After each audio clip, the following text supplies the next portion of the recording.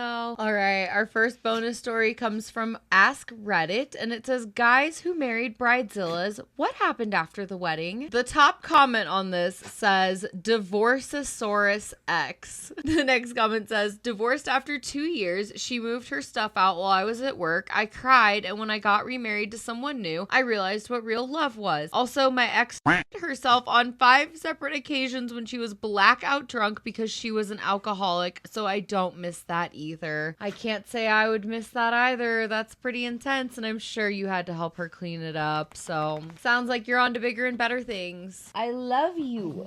Oh.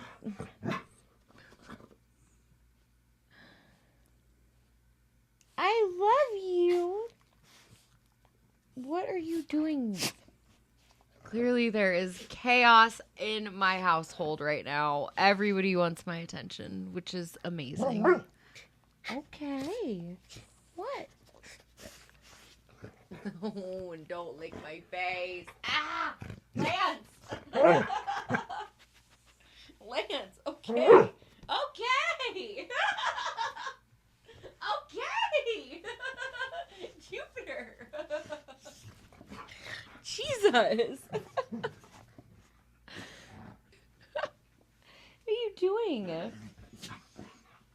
If you're wondering what it's like having 3 dogs, this is pretty much what it's like, and I wouldn't trade it for anything. All right, the next comment says, cheated the whole time, left me for an alcoholic guy who had more money. Sounds about right. I feel like if you're gonna go through with marrying a bridezilla, what can you really expect at the end of the day? The next comment says, my brother's fiance went off on my mom in front of me and my sister when she was 45 minutes late to the rehearsal due to his best man's car tire blowing out. Where is your asshole son?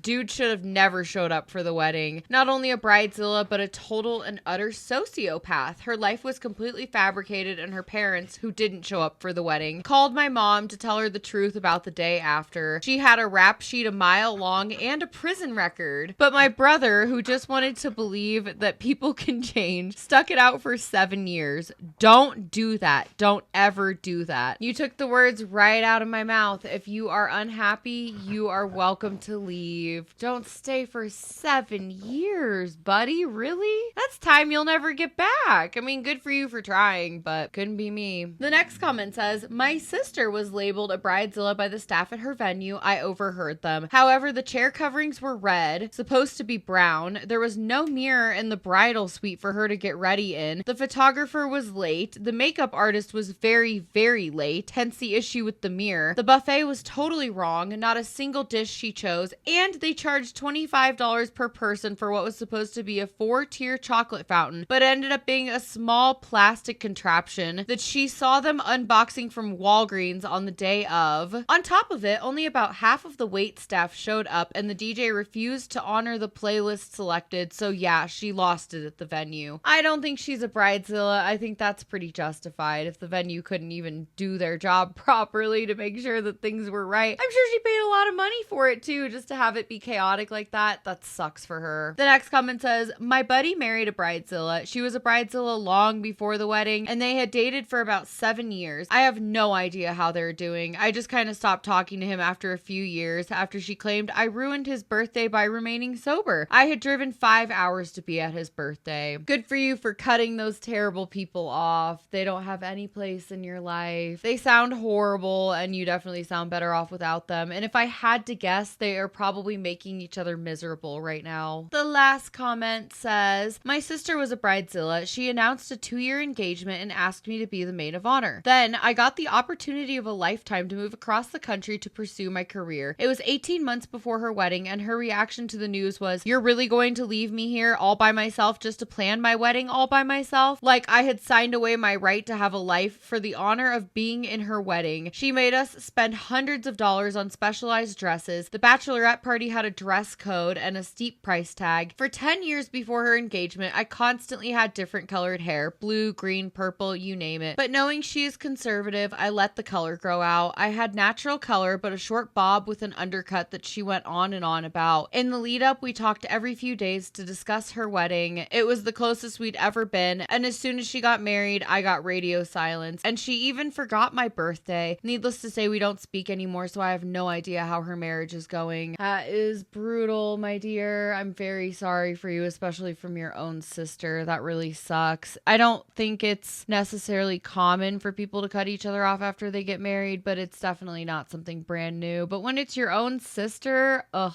Awful. All right, we are going to move along to the next story. I'm not gonna lie, I am fighting off a very terrible headache that I fear is going to turn into a migraine, and my studio lighting isn't doing me any good right now, which is kind of why I'm also not looking at it too much. So I love you guys. We're just gonna move along. The last bonus story today comes from r/2 hot takes, which is the 2 hot takes subreddit. If you have not checked out their show yet, go ahead ahead and do it. I love it. It's one of my all-time favorite shows. It also partially inspired me to start my own channel, so shout out to Morgan over there. I love your show. If you're watching this, I would love to be on your show someday. It's on my bucket list. So let's get on into the story. This one says, Reactive soon-to-be mother-in-law planning advice. My boyfriend, a 28-year-old man, and I, a 28-year-old woman, are getting very close to an engagement with frequent discussions about wedding budgets, timelines, and general expectations. His mom, mid-60s, is known to cause issues in general. She has frequent outbursts in public that are reminiscent of toddler-style temper tantrums. She has also, on one occasion, yelled at me because she didn't like the hotel accommodations I scheduled and paid for her because the windows weren't good enough. She had reacted poorly to her niece being engaged and them not sharing those details of wedding plannings with her before. How do I preemptively manage this so it doesn't turn into a horrible experience for me? I don't want to walk on eggshells during my entire engagement, but I also don't want to be subjected to her reactive personality. She is aware that engagement is on the horizon. We think she's excited. My boyfriend says it's often best to let her tire herself out during these outbursts, and talking to her about her bad behavior only makes the situation worse. He has gotten better at setting boundaries with her, though. I'm so sorry if it just got darker in here. I cannot stand it right now. My head is absolutely pounding, so I definitely just turned out my light. If you saw that, you are not seeing things. I am so sorry. I am barely making it through right now,